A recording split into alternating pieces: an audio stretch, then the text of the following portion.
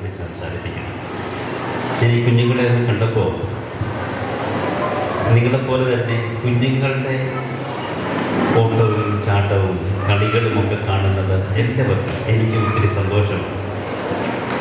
ഈ കുഞ്ഞുങ്ങളെല്ലാം ആദ്യം വന്നിട്ട് ചെയ്തത് ഇവിടെ പ്രയർ സോങ്ങിന് അവരെ വിളിച്ചപ്പോൾ കുഞ്ഞുങ്ങൾ അവരുടെ ഫോട്ടോ നോക്കുകയാണ്. അത്ഭുതത്തോടെ നോക്കുന്ന കണ്ടു. ഒരുപക്ഷെ ഞാനെവിടെ നിൽക്കുന്നു എന്ന് ഓരോരുത്തരും അന്വേഷിക്കുകയായിരിക്കും. അതിനുശേഷം പല കുഞ്ഞുങ്ങൾ ഓരോരുത്തരും ഓരോ രീതിയിലായിരുന്നു.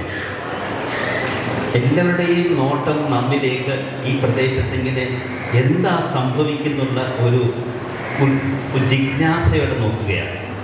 അത്ഭുതം കൂറുന്ന മിഴികളുള്ള പ്രായത്തെ വിളിക്കുന്നത് പേരാണ് കുഞ്ഞുങ്ങൾ. അത്ഭുതം എന്ന് നഷ്ടപ്പെടുന്നുവോ അന്ന് ഓർത്തോണം, ചുറ്റും അത്ഭുതമില്ല, എല്ലാം ഇങ്ങനെ സാധാരണ പോലൊന്ന് മനുഷ്യനെന്ന് കണ്ടാൽ ഓർത്തോണം വയസ്സായി. അത്ഭുതം നഷ്ടപ്പെട്ടാൽ, ചുറ്റുമുള്ളതിന് ഒരു പുതുമ നഷ്ടപ്പെട്ടാൽ നമ്മുടെ വയസ്സാകാൻ തുടങ്ങും. അതിന് പ്രായമൊന്നും വേണ്ട. എത്ര പ്രായമായാലും ചുറ്റും അത്ഭുതം കാണാൻ പറ്റിയാൽ കുഞ്ഞുങ്ങളെ നോക്കണം. അവർ ഓരോ ദിവസവും ഓരോ നേരവും എപ്പോഴും എല്ലാം പുതുമയാണ്. അവരിങ്ങനെ ചുറ്റും നോക്കും. അവരുടെ കണ്ട് തിളക്കം കാണണം. അവർക്ക് സന്തോഷമാണ്. നമ്മുടെ ഈ മുതിർന്നവരുടെ ഒരു പ്രശ്നം, ഇവിടെ ഒരു കൊച്ചുമോൻ, എൻ്റെ അമ്മയുണ്ട് അവിടെ, കൊച്ചുമോനും ഇവരൊക്കെ ഇങ്ങനെ കളിക്കുന്നത് കണ്ടപ്പോൾ അവൻ അത്ര ആയിട്ടില്ല. അവന് കളിക്കണം. ഞാൻ പറഞ്ഞ് വിട്ടേരെ, കൊടുക്ക്, പോയി കളിക്കട്ടെ. നമ്മുടെ കുഞ്ഞുങ്ങളല്ലേ, ആരാതിനല്ലേ. അപ്പോൾ അമ്മ ഇങ്ങനെ ഇടയ്ക്കൊക്കെ പിടിച്ചിട്ട് വരിക. ആരെങ്കിലും ചോദിച്ചാലോ, ധാരുടെ കുഞ്ഞാൽ അത് ചോദിക്കാൻ പോകുന്ന എങ്ങനെയാണ്, അമ്മയ്ക്ക് നോക്കിക്കൂടെ എന്നൊക്കെ പറയും. അത് പേടിച്ചിട്ടല്ലേ അങ്ങനെ ചെയ്തത്. ഇവിടെയാണ് നമ്മുടെ ഒരു പ്രശ്നം. ആരുടെ കുഞ്ഞെന്നല്ല, കുഞ്ഞിൻ്റെ ആ സന്തോഷം കണ്ടില്ലേ.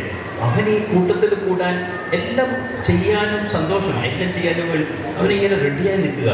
നമ്മളീ മുതിർന്നവർ എല്ലാത്തിനും തടയിടും, ഒന്നും വേണ്ടെന്ന് പറയും. നമ്മുടെ സ്വഭാവം അതല്ലേ. അത് ഒത്തിരി കാരണങ്ങൾ നമുക്കുണ്ട്. നമ്മുടെ മനസ്സിൽ കുറേ ശരികളുണ്ട്, മുതിർന്നവരുടെ ശരികൾ. ആ ശരികൾ നിർബന്ധമായിട്ട് കുഞ്ഞുങ്ങളെ അടിച്ചേൽപ്പിക്കും. അവിടെയാണ് ഞാൻ പറയും ജിജ്ഞാസയും പുതുമയെ അന്വേഷിക്കുന്ന മനസ്സും നഷ്ടമാകുന്നത്. പിന്നെ ആന്തരികതയായി മാറും. തുടങ്ങിയാൽ അവർക്ക് പുതുമയൊന്നും കാണാൻ പറ്റില്ല, ഒന്നും ചെയ്യാൻ പറ്റില്ല. അവർക്ക് ഫ്രീഡവും അവരുടെ ഒരു സ്വാതന്ത്ര്യവും നഷ്ടമാകും. അവരുടെ സ്പോണ്ടേനിറ്റി നഷ്ടമാകും. അവർ വയസ്സാകാൻ തുടങ്ങും. ചെറുപ്പത്തിലെ നിർബന്ധങ്ങൾ, ഈ സ്കൂളിൻ്റെ ഒരു ദോഷമതാണ്.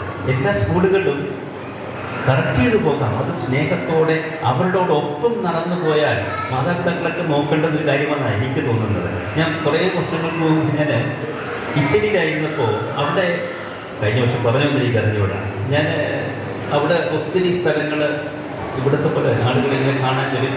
അവിടെ ഒരു മ്യൂസിയം ഒന്നുണ്ടായിരുന്നു. ഞാനിവിടെ മുകളിൽ ഇങ്ങനെ മ്യൂസിയം നോക്കിക്കൊണ്ട് നടക്കുമ്പോൾ പക്ഷേ ഒരു വരാന്ത പോയി നിന്നു. അപ്പോൾ താഴെ രണ്ട് ചെറുപ്പക്കാരായ ഹസ്ബൻഡ് ആൻഡ് വൈഫ് കപ്പിളിങ്ങനെ നടക്കുക. അവരുടെ കൂടെ രണ്ട് കുഞ്ഞുങ്ങളുണ്ട്. ഈ കുഞ്ഞുങ്ങൾ ഇവിടെ കൂടെ ഉണ്ട്. പേരൻസ് ആണെങ്കിൽ നമ്മളെങ്ങനെയാണ്, പേരൻസ് ഈ പ്രായത്തിലുള്ള കുഞ്ഞുങ്ങൾ പോകുമ്പോൾ നമ്മളെന്താ ചെയ്യുന്നത്? അപ്പനും അമ്മയും അമ്മൂമ്മ അപ്പൂപ്പനും എന്താ ചെയ്യുന്നത്? അവരെ കൈ ഇങ്ങനെ പിടിച്ച്, അല്ലേ, ഒരു കൈ വിട്ടുപോകരുത്, അവരെ കൈ പിടിച്ച് അങ്ങനെയല്ലേ കുഞ്ഞിനെ പിടിച്ചു. ഞാൻ കഴിഞ്ഞ ദിവസം ഇവിടെ ഞങ്ങൾക്ക് ഇന്നലെ പ്രതീക്ഷ ഉണ്ടായിരുന്നു കുരിശിൻ്റെ വഴി, ഏതോ ഫംഗ്ഷനാണ്. എനിക്കങ്ങനെ സങ്കടം തോന്നി. ഇന്നലെ വെള്ളിയാഴ്ച. അപ്പോൾ എന്താണ് കുരിശിൻ്റെ വഴി ഇറക്കിയപ്പോൾ കുഞ്ഞിനെ വലിച്ച് നടത്തിക്കൊണ്ട് പോവുക. ഓടിയാണ് എങ്ങനെയെങ്കിലും ഓടി എത്തുക. നമ്മുടെ കൈ വിട്ടുപോയാൽ എന്താകുമെന്നുള്ള ഉത്കണ്ഠയാണ്. എന്നാൽ അവിടെ ഒത്തിരി മനുഷ്യരവിടെ നടക്കുന്നുണ്ട് ഈ ഇത് കാണാനായിട്ട്. മ്യൂസിയം വലിയ മൈതാനം പോലെ സ്ഥലം. അപ്പോൾ ഈ മാതാപിതാക്കൾ, യങ്സ്റ്റേഴ്സ് അവിടെ നോക്കുമ്പോൾ, ഞാൻ നോക്കുമ്പോൾ ഈ കുഞ്ഞുങ്ങൾ അവിടെയൊക്കെ അവരുടെ സ്വഭാവം ഇങ്ങനെ ഇവിടെയൊക്കെ ഇങ്ങനെ ഓടി നടന്ന് നോക്കും. പെട്ടെന്ന് അവരൊന്ന് നോക്കുമ്പോൾ മാതാപിതാക്കൾ തങ്ങൾക്ക് ഒത്തിരി ദൂരം, കുറേ ദൂരമാണ്, ഓടി അവരുടെ അടുത്തേക്ക് എത്തും. പിന്നെയും അവരുടെ മുമ്പേ നടക്കും. പിന്നെ അവിടെ എല്ലാം നടന്ന് പിന്നെയും കുറേ കഴിയുമ്പോഴത്തേക്ക് ഇതേപോലെ ഇങ്ങനെ അത് കഴിഞ്ഞിട്ട് കുറച്ച് നോക്കുമ്പോൾ അപ്പനും അമ്മയും ദൂരെ പോയി. ഈ മാതാപിതാക്കൾ നോക്കുന്നതേ ഇല്ല. ചിന്തിക്കാൻ പറ്റുമോ? നമ്മളുടെ ആഗ്രഹം എന്താ? എൻ്റെ കയ്യിൽ ഞാൻ പറയുന്നത് പോലെ കുഞ്ഞ് ജീവിച്ചോണം, എൻ്റെ കൺട്രോളിനകത്ത് നിന്നോണം, അവർ ഫ്രീഡായിട്ട് പോയത്. എന്നാൽ ഞാൻ ആ മാതാപിതാക്കളുടെ കണ്ടെത്തുന്നതെന്നറിയാമോ? അവരുടെ കൺട്രോളാണ്. അവർ ഒരു നൂലിങ്ങനെ ഇട്ടിട്ടുണ്ട്. ഒരറ്റം ഈ അമ്മയുടെ അപ്പൻ്റെ കയ്യിലുണ്ട്. എപ്പോഴാണ് അറിയുന്നത്? ഈ കുഞ്ഞിനറിയാമത്. ഇവിടെയാണ് മാതാപിതാക്കൾക്ക് അതറിയാവൂ, കുഞ്ഞുങ്ങൾക്ക് അറിഞ്ഞുകൂടാ. അവിടെ കുഞ്ഞറിയാവുന്നതുകൊണ്ട് ഈ രണ്ടുപേരും ഇച്ചിരി കഴിയുമ്പോൾ നോക്കും അപ്പനും അമ്മ എവിടെ എത്തി, ഇത്തിരി ദൂരം. അപ്പോൾ ഓടി അവരുടെ അടുത്തെത്തി അവർ പോകും. ഇത് രസമാണ്, ടെൻഷനുണ്ടോ? മാതാപിതാക്കൾ ശ്രദ്ധിക്കുന്നുണ്ട്, പക്ഷെ ഫ്രീഡം കൊടുത്തിട്ടുണ്ട്. ഈ കയറിൻ്റെ ഈ നൂലിൻ്റെ ഒരറ്റം കുഞ്ഞുങ്ങളുടെ ഇവരുടെ അപ്പൻ്റെ അമ്മയുടെ കയ്യിൽ. നമ്മളാണെങ്കിലോ നൂലൊന്നുമില്ല, കയ്യിൽ പിടിച്ച് കൂടെ നടന്നോണം. നിയന്ത്രണം തുടങ്ങുകയാണ്. നമ്മുടെ നാടിൻ്റെ ഒരു പ്രത്യേകത, നമുക്ക് പേടിയാണ് കുഞ്ഞുങ്ങളെ ഒന്ന് പുറത്തേക്ക് വിടാൻ തന്നെ പേടിയാണ്. നമ്മൾ പണ്ട് കാലത്തൊക്കെ ഞാൻ ഓർക്കുന്നുണ്ട്, സ്കൂളിലൊക്കെ പോകുമ്പോൾ നമ്മുടെയൊക്കെ എത്ര മാതാപിതാക്കളെ സ്കൂളിൽ കൊണ്ടാക്കിയിട്ടുണ്ട്. നമ്മൾ 1-ാം ക്ലാസ് മുതൽ 1-ാം ക്ലാസ്സിൽ എത്ര മാതാപിതാക്കൾ നമ്മുടെ വീട്ടിൽ സ്കൂളിൽ കൊണ്ടാക്കിയിട്ടുണ്ട്. ആദ്യത്തെ ദിവസം വന്നെങ്കിലായി. മിക്കപ്പോഴും ഇളയ പിള്ളേർ മൂത്ത ചേച്ചിയും ചേട്ടനും കൊണ്ടാക്കും 1-ാം ക്ലാസ്സിലെ 1-ാം ദിവസം. നമ്മളോ ഇപ്പോഴത്തെ അവസ്ഥ എന്താ? എല്ലാ ദിവസവും ആരെങ്കിലും കൊണ്ടുപോകണം, ആരെങ്കിലും കൊണ്ടെത്തിക്കുക. എന്തിനു പാടാ തിരിച്ചെത്തിക്കാൻ. നേരത്തെ ഇവിടെ ഇങ്ങനെ കാത്ത് കിടക്കുന്നത് കാണാം. ഇപ്പോൾ ഇവർ സ്കൂൾ ബസ്സൊക്കെ ഉണ്ട്, അതൊക്കെ പോട്ടെ. നമ്മളൊക്കെ എത്ര സ്കൂൾ ബസ്സാണ് നമ്മളൊക്കെ പഠിക്കുമ്പോൾ എനിക്കറിഞ്ഞൂടെ. ആ മാറ്റം കണ്ടില്ലേ? എങ്ങനെയോ ഇങ്ങനെ നിയന്ത്രിക്കാണ് പേടിയായത് കാണുമ്പോൾ. നിയന്ത്രിക്കുമ്പോൾ സ്പോണ്ടേനിറ്റി നഷ്ടമാകുമോ? ഒത്തിരി കാരണങ്ങൾ കാണും. കാലമൊക്കെ മാറും. ഇപ്പോഴത്തെ അങ്ങനല്ല, നമ്മുടെ മനസ്സാ മാറിയെന്നാണ് ഞാൻ വിശ്വസിക്കുന്നത്. കുഞ്ഞുങ്ങളുടെ എപ്പോഴും നമ്മുടെ കണ്ണ് വേണം. എന്നാൽ ഈ കൈ പിടിച്ച് ഞാൻ പറയുന്നത് പോലെ പോകണമെന്ന് പറഞ്ഞാൽ അവർക്ക് വളരാൻ പറ്റില്ല. ഈ സ്കൂളിൽ കുറേ കഴിയുമ്പോഴത്തേക്ക് പരീക്ഷ പേടിയാണ്. നമ്മുടെ എല്ലാവരും പണ്ടൊക്കെ എത്ര പേർക്ക് പരീക്ഷപ്പെട്ടിട്ടുണ്ടെന്ന് എനിക്കറിഞ്ഞൂടാ. അതൊക്കെ പേടിച്ചിട്ടുണ്ടോ പരീക്ഷയെക്കുറിച്ച്? നമുക്ക് കൊച്ചിനെ മുതലേ ഈ 1-ാം ക്ലാസ് 2-ാം ക്ലാസ് കഴിയുമ്പോൾ മേ ബി ഒരു 5-6 ക്ലാസ്സൊക്കെ ആകുമ്പോഴത്തേക്ക് പേടിയാണ്. ഒത്തിരി 10-ാം ക്ലാസ് ആകുമ്പോഴത്തേക്ക് ഒത്തിരി പേർക്ക് പേടിയാണ്. അതുകൊണ്ട് 2 തരത്തിലെ കുട്ടികളെ ശ്രദ്ധിക്കും. ഒരു 7-ാം ക്ലാസ് 8-ാം ക്ലാസ് കഴിയുമ്പോഴത്തേക്ക് കുറേ പേര് ടെൻഷൻ കാരണം പരീക്ഷയുടെ തൊട്ട് മുമ്പ് ദിവസങ്ങളിലൊക്കെ പനി പിടിക്കും. കുറേ പേര് മൈൻഡിയത്തേയില്ല, അവർ പഠിക്കാനേ താല്പര്യം കാണിക്കില്ല. നിർബന്ധിച്ച് പഠിപ്പിക്കുന്ന, നിർബന്ധിച്ച് ചെയ്യിക്കുന്ന ടീച്ചർമാരും മാതാപിതാക്കളും ഒക്കെ ആയി വരുന്നു. ഇത് അവരിലുള്ള സർഗവാസനയെ അങ്ങനെ നിയന്ത്രിക്കാൻ, അത് കെട്ടിയിടാനൊക്കെ ഒരു കാരണമാകില്ലേ എന്നൊരു ഭയം. ഒത്തിരി നമ്മുടെ കുഞ്ഞുങ്ങളൊക്കെ മിടുക്കരാ, പണ്ടത്തെ പോലൊന്നുമല്ല. അവർ നമ്മളെക്കാളും ഓരോ കാലം ചെല്ലുന്തോറും കുഞ്ഞുങ്ങൾ, പുതിയ പുതിയ തലമുറ നമ്മളെക്കാൾ മിടുക്കരായിക്കൊണ്ടിരിക്കുകയാണ്. അതുകൊണ്ട് പറയുന്നത് child is the father of മാൻ. കുഞ്ഞ് മുതിർന്നവൻ്റെ പിതാവാണ്. നമ്മുടെ അറിവും ജ്ഞാനവും ഈ കുഞ്ഞിന് നമ്മൾ പകർന്നിട്ടുണ്ട്.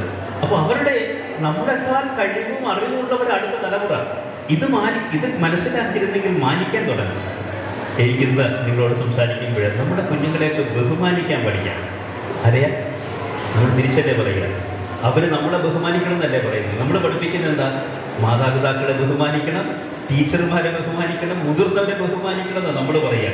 ഞാൻ പറയും തിരിച്ച്, കുഞ്ഞുങ്ങളെ ബഹുമാനിക്കാൻ പഠിക്കാം. കുഞ്ഞുങ്ങൾ ആരായി മനുഷ്യൻ? വ്യക്തിത്വമുള്ള മനുഷ്യൻ ഒരു വ്യക്തിയാണെന്ന് കാണാം.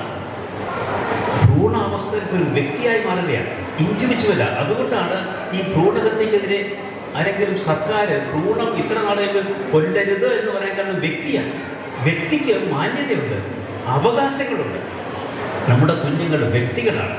ഇവരുടെ ഈ സർഗവാസനയെ തല്ലിക്കെടുക്കാൻ മാതാപിതാക്കളൊക്കെ ആർക്കും അവകാശമില്ല, ഒരു മനുഷ്യനും. കാരണം അവൻ എന്നെപ്പോലെ ഒരു വ്യക്തിയാണ്, എന്നെപ്പോലെ കഴിവുകളും സ്വപ്നങ്ങളും അവൻ്റെ അവകാശങ്ങളും ഉള്ളവളാണ്.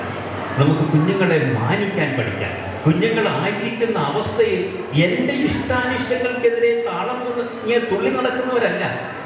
അവർ ഡോളല്ല. നമ്മൾ കീ കൊടുത്തിട്ട് അവർ നമ്മുടെ ഇഷ്ടമനുസരിച്ച് ഡാൻസ് ചെയ്യുന്ന ഡോളൊന്നുമല്ല. അവർ മൃഗങ്ങളൊന്നുമല്ല, മനുഷ്യരാണ്. നമ്മളെപ്പോലെ പൂർണ്ണ വ്യക്തിത്വമുള്ള മനുഷ്യരാണെന്ന് കാണാം. നമുക്ക് കുഞ്ഞുങ്ങളെ ഇതുപോലുള്ള അവസരങ്ങളാണ് കുഞ്ഞുങ്ങൾക്ക്. അവർക്ക് ഇവിടെ വന്നിട്ട് ചില കുഞ്ഞുങ്ങൾ അങ്ങനെ നോക്കുന്നു, ഇങ്ങനെ നോക്കുന്നു. ആരും ചമ്മലം ചെയ്യും. എൻ്റെ കുഞ്ഞെന്താ ഏറ്റവും ഫ്രണ്ടിൽ നിന്ന് ഇങ്ങനെ ചുമ്മാ ഒരു സന്തോഷമാണ്. അല്ലെങ്കിൽ അവൻ കാണുകയാണ്, അവൻ മറ്റു ലോകത്തിലേക്ക് പോവുകയാണ്. എല്ലാവരുടെയും എല്ലാ ചെയ്തികളും മനോഹരമാണ്. എല്ലാത്തിനെയും അപ്രീഷിയേറ്റ് ചെയ്യണം. കുഞ്ഞിനെ ഒരിക്കലും വഴക്ക് പറയരുത്. അവളെന്തോ ചെയ്യുകയാണ്. അവളുടേതായ സർഗവാസനയിൽ, അവളുടെ ചിന്തയിൽ മറ്റു ലോകം സൃഷ്ടിക്കുകയാണ്. അതിനെല്ലാവരെയും ഇന്ന് തിരിച്ചു ചെല്ലുമ്പോൾ നമ്മുടെ എല്ലാ കുഞ്ഞുങ്ങളെയും അപ്രീഷിയേറ്റ് ചെയ്യണമെന്ന് ഞാൻ പറയും.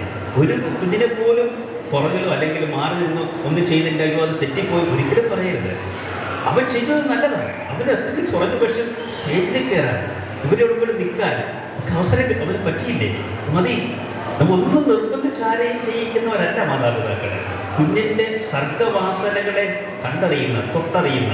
ഇങ്ങനെ ഒരു കാര്യം കൂടെ പറഞ്ഞു നിർത്താം.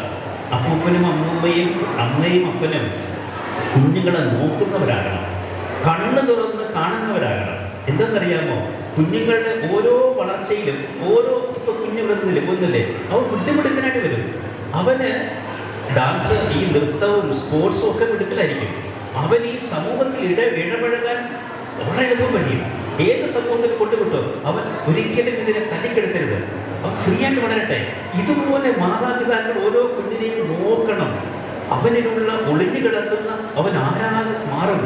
ഈ സുവിശേഷത്തിൽ ഇങ്ങനെ പറയുക, യേശുവിനെ കുഞ്ഞിലെ സ്നാപകന്റെ കഥ പറയുമ്പോൾ, സ്നാപകന്റെ കഥയിലെ കുഞ്ഞിലെ നോക്കുമ്പോഴത്തേക്ക് ഇവൻ എല്ലാവർക്കും അത്ഭുതപ്പെടുത്തിക്കൊണ്ട് അവൻ്റെ അപ്പൻ്റെ നാവ് തുറക്കുന്നു, അവൻ്റെ പേര് ഇന്നതാണെന്ന് പറയുന്നു, ഒരു വാചകം എഴുതി. ഇവൻ ആരായി ഭവിക്കും? അവൾ ആളുകളൊക്കെ പറഞ്ഞു. നമ്മുടെ ഓരോ കുഞ്ഞിനെ കാണുമ്പോഴും നമ്മുടെയും അത്ഭുതം അതാകണം.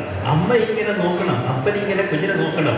ഓരോ ചെയ്തികളും അവൻ്റെ വ്യത്യസ്തമായ കാഴ്ചപ്പാടുകൾ, രീതികളൊക്കെ പ്രോത്സാഹിപ്പിച്ചുകൊള്ളി. എന്നിട്ട് മനസ്സിലിങ്ങനെ പറയണം, എൻ്റെ മകൻ, എൻ്റെ മകൾ ആരായി ഭവിക്കും? അവൻ്റെ സർഗവാസനകളൊക്കെ വളർത്തിക്കഴിയുമ്പോൾ, അവൻ്റെ വ്യക്തിത്വം വളർത്തിക്കഴിയുമ്പോൾ ഈ സമൂഹത്തെ മാറ്റിമറിയിക്കുന്ന വ്യക്തിത്വങ്ങളായി മാറും. നാളെ നമ്മയൊക്കെ ഭരിക്കേണ്ട, നമുക്കൊക്കെ മാതൃകയാകേണ്ട, നമ്മയൊക്കെ ഇങ്ങനെ വഴി നടത്തുന്ന മനുഷ്യരായി മാറേണ്ടതായി കുഞ്ഞുങ്ങൾ.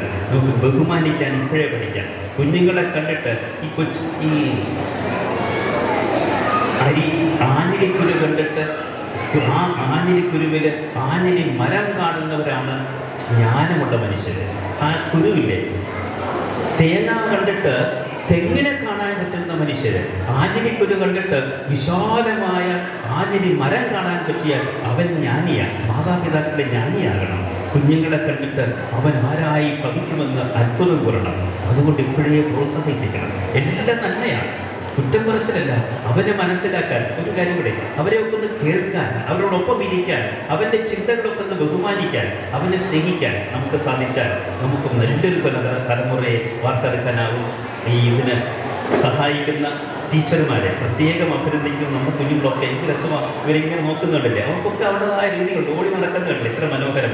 ഇവരെയൊക്കെ പ്രോത്സാഹിപ്പിക്കുന്ന മാതാപിതാക്കളെ നിങ്ങളെ ഞാൻ മാനിക്കുന്നു. ഞാൻ ഒത്തിരി മാനിക്കുന്നത് ഈ ടീച്ചർമാരെയാണ്. ഞാൻ ഓർത്തു 2 പേരെ 3 പേരെയൊക്കെ നോക്കാൻ എന്തൊരു പാടാവില്ലല്ലേ, ഇത്രയും പേരെ കൊണ്ട് എങ്ങനെ നോക്കുന്നു, കൊള്ളാം. ഈ കുരുക്കുരുക്കിൻ്റെ സമയത്ത് നിങ്ങളെയൊക്കെ ഞാൻ അപ്രിഷ്യേറ്റ് ചെയ്യുന്നു. നമ്മുടെ കുഞ്ഞുങ്ങളെ നമുക്ക് മാനിക്കാം, ബഹുമാനിക്കാം. എല്ലാ